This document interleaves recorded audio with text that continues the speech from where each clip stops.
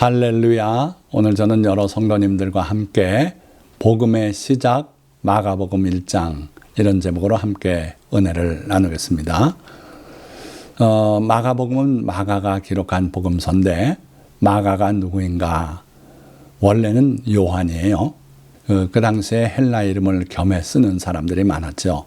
그래서 마가가 헬라식 이름이고 때로는 마가라는 요한 이렇게 길게 기록하는 경우도 있었고 또 약간 줄여서 마가 요한이라고 부르기도 했고 그랬던 인물이죠.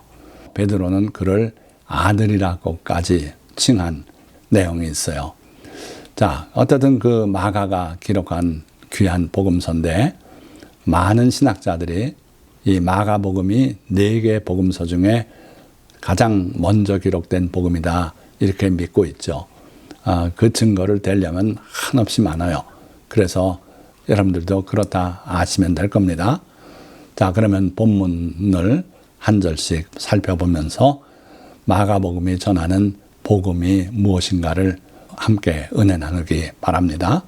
자, 1절. 하나님의 아들 예수 그리스도의 복음의 시작이라.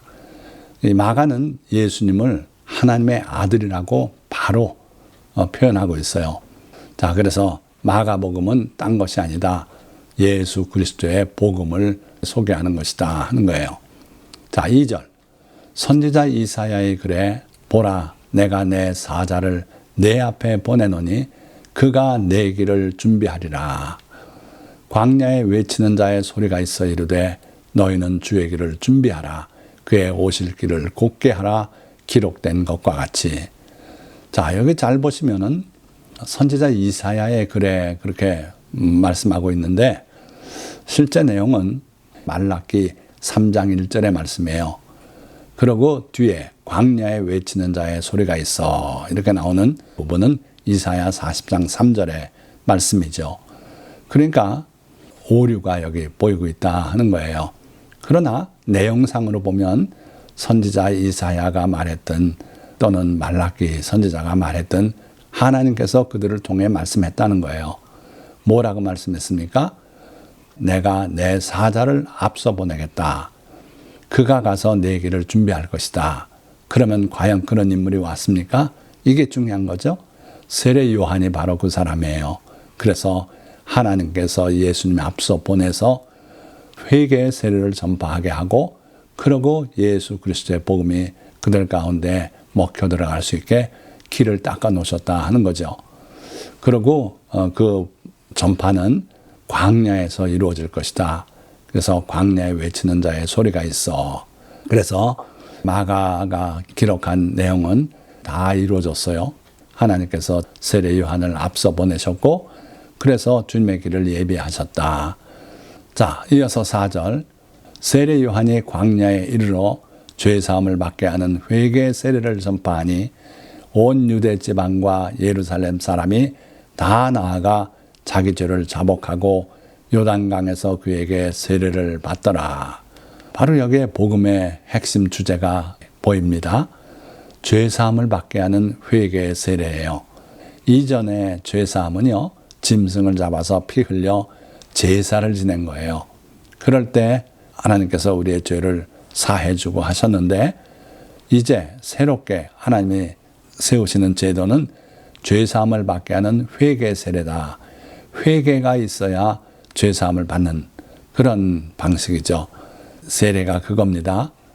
자기 죄를 자백하고 그러고 물속에 담궈졌다가 일으켜 세워지면 과거는 씻어 내려가고 의로운 사람으로 다시 태어나는 그게 바로 회개의 세례죠.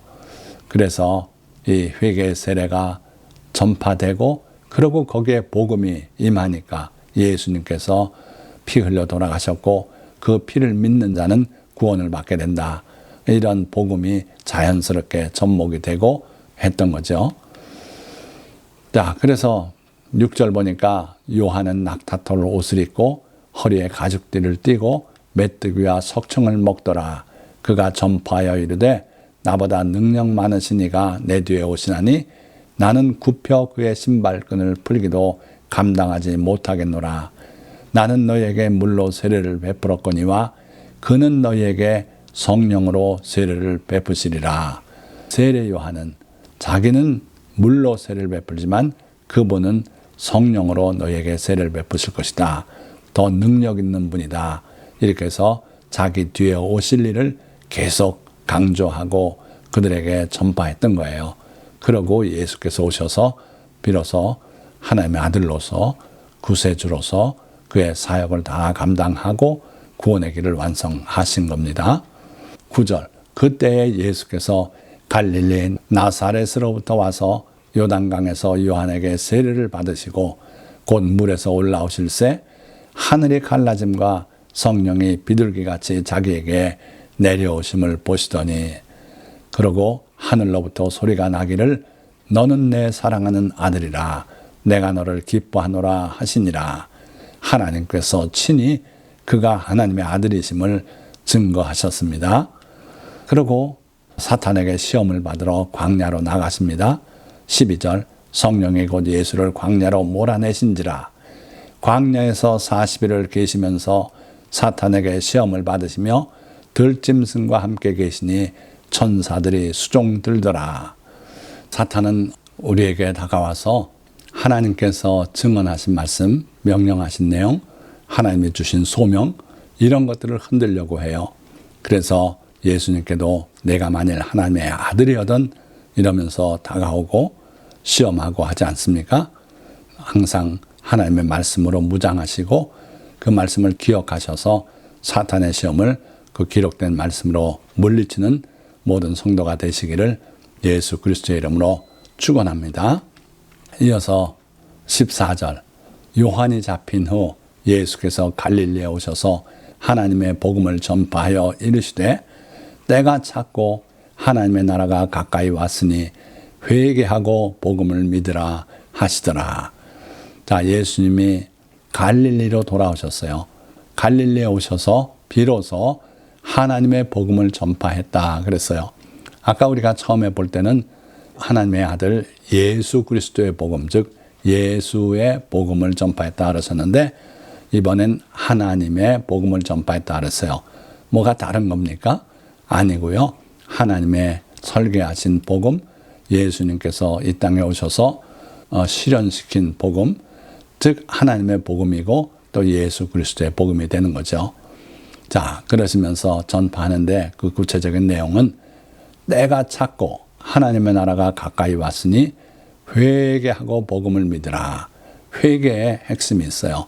그래서 그동안은 마음대로 살았고 죄 짓고 살았고 뻔뻔하게 살았지만 이제 회개하라. 때가 찼다. 하나님의 나라가 가까이 왔다. 회개하지 않으면 구원을 얻지 못할 것이다 하는 거예요. 그래서 예수님의 복음에는 반드시 회개가 들어있어요. 그러니까 회개가 복음의 핵심이고 또 세례 요한의 세례의 핵심이었어요. 그래서 우리는 회개할 줄 알아야 돼요. 회개가 그렇게 어려운 거 아닙니다. 내가 잘못한 거 있으면 잘못했으니 주님 앞에 잘못했다고 아뢰고 용서를 구하는 거예요. 그러면 예수 그리스도의 흘리신 보혈로 죄가 사함받고 그리고 구원받고 영생을 얻게 되는 줄 믿습니다. 이것이 바로 하나님의 복음이고 예수 그리스도의 복음이다. 자, 16절. 드디어 예수님께서 사역을 본격적으로 하시기 위해서 제자들을 부르십니다. 갈릴리 해변으로 지나가시다가 시몬과 그 형제 안드레가 바다에 금을 던지는 것을 보시니 그들은 어부라. 예수께서 이르시되 나를 따라오라. 내가 너희로 사람을 낚는 어부가 되게 하리라 하시니 곧 그물을 버려두고 따르니라. 여기 보니까 예수님께서 시몬, 즉 베드로, 또 그 형제 안드레, 그들을 향해서 나를 따라오라. 내가 너희로 사람을 낚는 어부가 되게 하리라. 그러니까 곧 그물을 버려두고 따르니라. 망설임도 없었어요. 시간을 좀 달라고 여쭙지도 않았어요. 그대로 버리고 주님을 따랐다 그랬습니다. 참 놀라운 장면인데 어부가 그물을 버려두고 뭘 하겠습니까? 자기의 모든 삶을 다 버리는 거 아닙니까?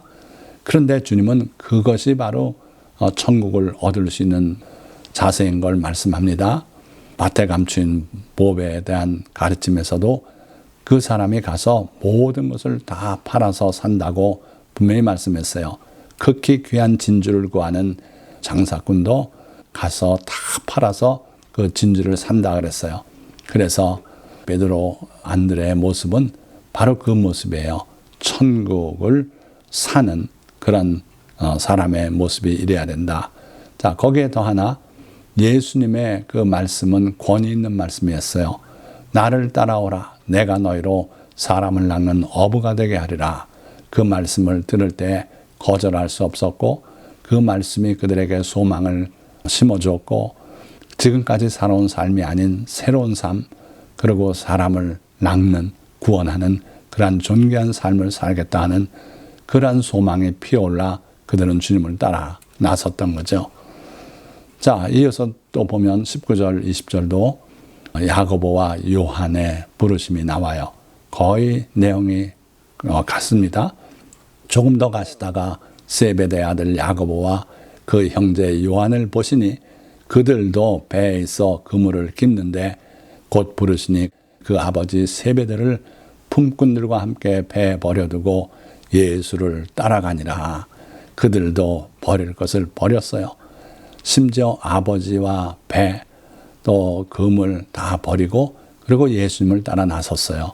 이렇게 천국은 모든 것을 다 버리고 취할 만한 그러한 귀한 것이 바로 천국이고 주님의 나라입니다. 자, 이어서 21절 말씀 보니까 그들이 가버나움에 들어가니라.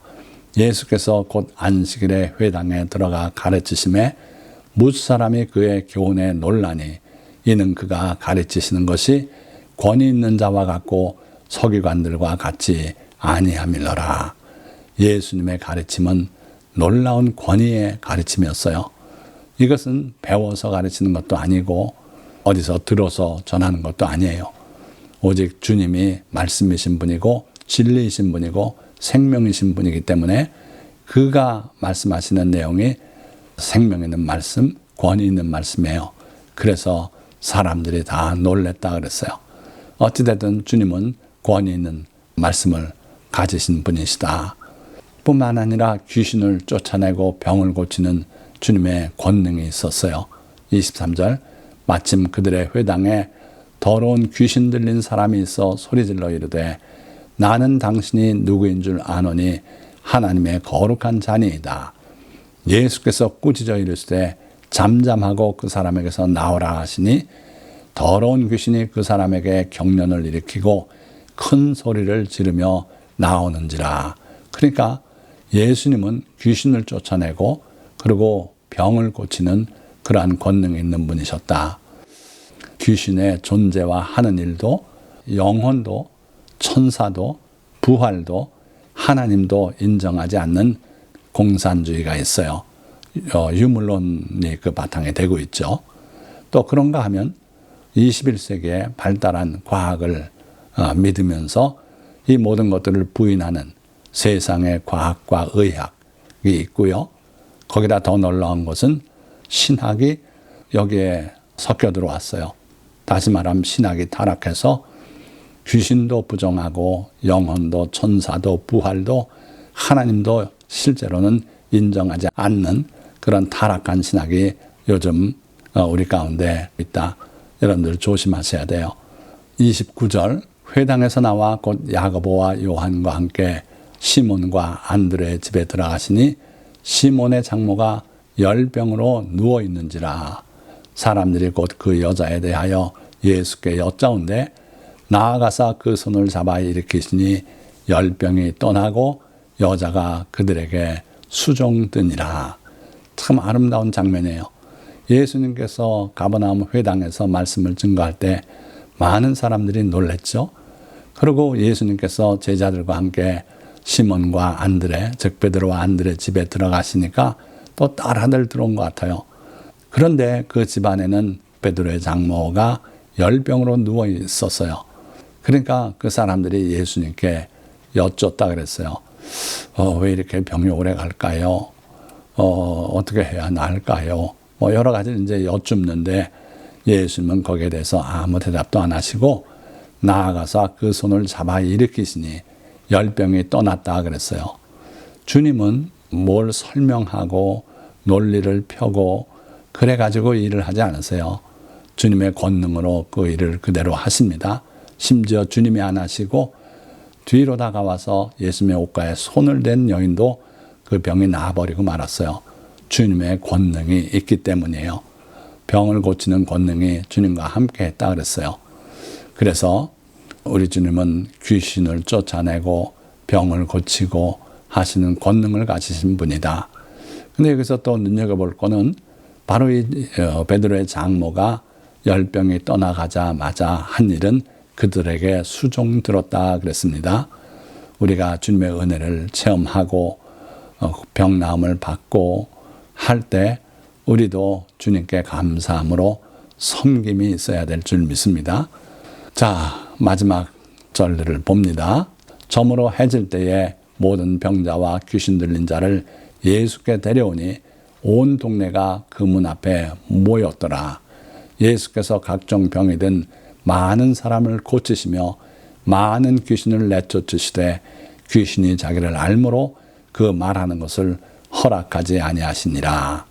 소문이 퍼지니까 많은 사람들이 병자들, 귀신 들린 자를 예수님께 데려왔다 그랬어요. 병자도 있고 귀신 들린 사람도 있고 또 귀신 들려서 병든 사람도 있고 이런 사람들을 다 데려왔는데 예수님께서 그 각종 병, 중풍도 말할 거 없고 눈먼 사람도 고치시고 그래서 병과 장애인들 뭐 다 고쳐주시고 귀신을 쫓아냈다 그랬어요. 주님은 분명히 병든 자에게 손을 얹으면 나으리라고 말씀하셨고 내 이름으로 귀신을 쫓아내리라고 말씀하셨어요. 그래서 그 권능이 주님의 권능이시고 주님의 권능을 우리에게도 허락하시겠다는 말이죠. 자, 이러한 권능은 어디에서 시작된 것입니까? 바로 이사야 53장에 주님께서 우리를 위해서 고난을 당하심으로 우리에게 이러한 은혜를 허락하셨다는 거예요. 그가 찔림은 우리의 허물 때문이요 그가 상함은 우리의 죄악 때문이라. 그가 징계를 받음으로 우리는 평화를 누리고 그가 채찍에 맞음으로 우리는 나음을 받았도다. 언제 채찍 맞으셨습니까? 빌라도의 관정에서 채찍 맞았어요. 왜요? 빌라도가 죽일 만한 죄가 없는 줄 판단을 내리고 채찍을 때려서 놓으려고 석방하려고. 그러나 군중들이 부추김을 받고 십자가에 못 박으라고 소리 지르는 바람에 빌라도가 예수님을 십자가에 못 박게 내주지 않았습니까? 그렇지만 않았다면 주님은 채찍을 맞고 끝났을 거예요. 그러나 이게 하나님의 뜻이었어요. 이사야 53장의 예언대로 주님이 채찍에 맞아야만 우리가 병나음을 받게 될 것이기 때문에 그렇습니다. 그래서 예수님께서 채찍 맞으심으로 우리는 병나음을 받았다. 그 은혜를 우리가 행사해야 돼요. 그러니까 여러분들이 손을 얹고 기도하시기 바랍니다. 그러면 주님의 약속대로 병나음의 놀라운 표적이 나타날 줄 믿습니다. 여러분들 자신에게라도 손을 얹고 기도하시면은 병든 자에게 손을 얹은 즉 나으리라고 하셨으니 병이 나을 줄 믿습니다. 말씀을 맺겠습니다. 하나님은 그의 아들 예수 그리스도를 이 땅에 보내어 십자가에 못 박혀 피 흘려 죽게 하시고 누구든지 그를 믿으면 영생을 얻도록 구원의 도리를 정하셨습니다. 그리고 때가 되매 그의 아들 예수 그리스도께서 이 땅에 오셔서 그가 하나님의 아들 메시아임을 나타내는 많은 표적들을 보여주셨고 십자가에 못 박혀 죽으셨다 다시 살아나 하나님의 구원의 도리를 다 이루시고 하늘에 올라 하나님 보좌 우편에 앉으셨으며 다시 오셔서 세상을 심판하시고 우리를 천국으로 영접하여 영생을 누리게 하실 것입니다. 이것이 마가를 통해 전하시는 하나님의 복음이며 하나님의 아들 예수 그리스도의 복음입니다.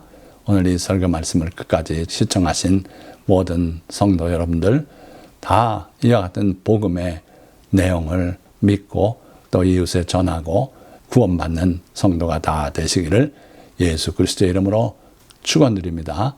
기도하겠습니다.